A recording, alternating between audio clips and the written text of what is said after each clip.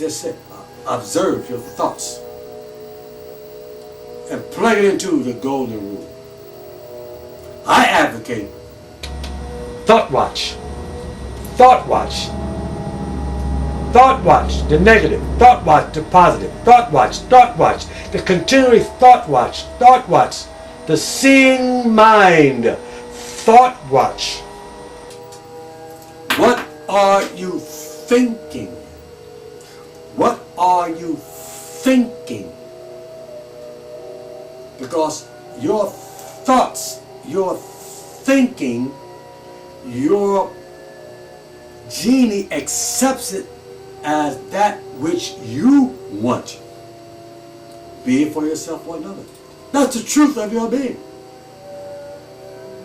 What are you habitually thinking? Good thoughts? Look at the positive lightning bolt. Look at the beautiful white clouds. What are you habitually thinking? Look at that one. What are you? Look at the dark, negative, gooky wookie cloud. Look at that, the dark cloud raining down on you. Their results. You're the one, my friend, doing it to yourself. No one is doing anything to you. No one has ever done anything to you, and no one will ever do anything to you. You draw whatever positive circumstances, the negative circumstances, the good people that do good for you, then evil people that do negative whatevers to you.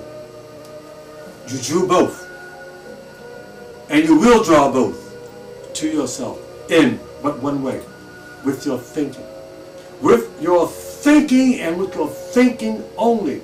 As the great Buddha once said, all that you are is the result of your thought. It is made up of your thought. It's founded upon your thought. Can't be made any simpler than that.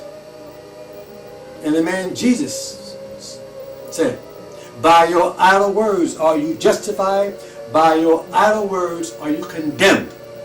Your idle words. What are you saying all day long? What are you saying on the phone? What are you saying when you read the newspapers? What are you saying to yourself when you watch television? What are you thinking about others when you're in a quiet room? Wherever you are, what are you thinking? That's all that's ever important. You don't have to be concerned. You should never be concerned about what another person is thinking about you. But you should always, and I mean always, be concerned about what you are thinking about another. Because it is your thoughts that create your reality, not another's. Another person can help create your reality in the sense that they can have a thought. And if you are capable of having that same thought and want whatever for yourself, by mental induction, they think the thought, and you would automatically become receptive to it. It's automatic. You don't have to try. And you can do the same for another person. A person can tell you that they desire a certain whatever in their life. And you can help them get that certain whatever. By how? You don't tell them. You know what they want. It is something good for themselves. All you have to do is imagine them receiving that in your mind. That's a light vibration. Since they want it, and you want it for them, your thought automatically impinges upon their consciousness, because we are one consciousness. Like attracts like. Their vibration of that whatever and your vibration of that whatever, they're like.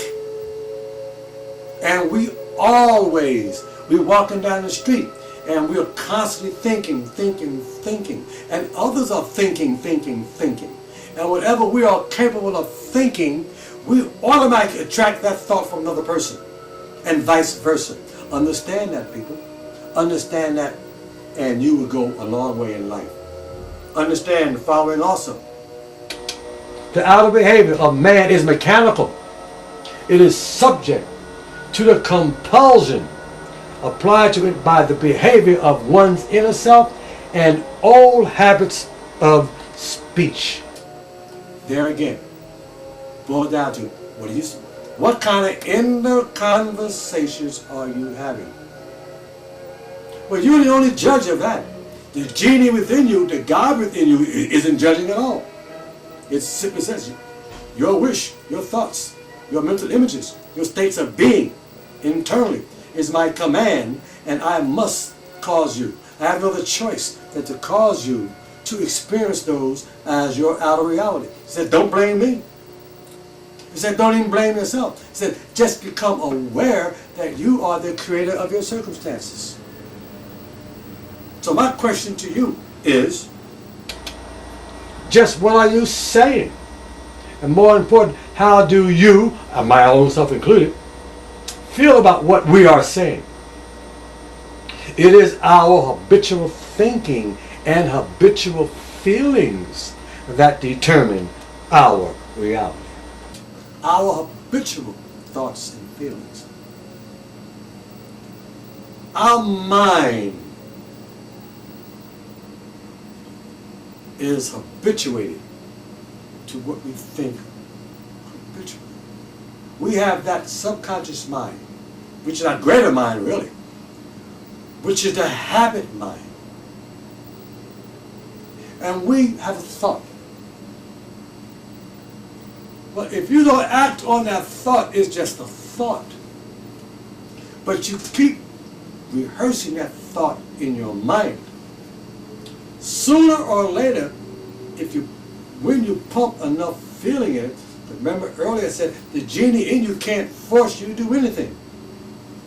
When you pump enough emotion into it and will yourself to do it, then follows the act. You repeat the act often enough and it becomes a habit. And it gets to the point where you'll do it mechanically. Like a robot. You would do it automatically. In a sense, you won't even have to even think about it consciously. Unconsciously, subconsciously, you're thinking about it always. Whenever you do whatever. But consciously, you don't forget all about it. Because it is now a habit. And once a habit grabs hold of you, you are the only one who have the free will to do whatever it takes to break that habit. It's pure and simple. But you got to become aware of what the thoughts are that are causing you to continually do the habit. Be it whatever. I'm never concerned about positive habits. It's the detrimental habits, the smoking and the dope and the negative thinking that draws its correlate to yourself by the law of like attracts like. Understand that. We are spirit beings, imaginative beings, and we always attract what we are inwardly, which is decided by our habitual thought.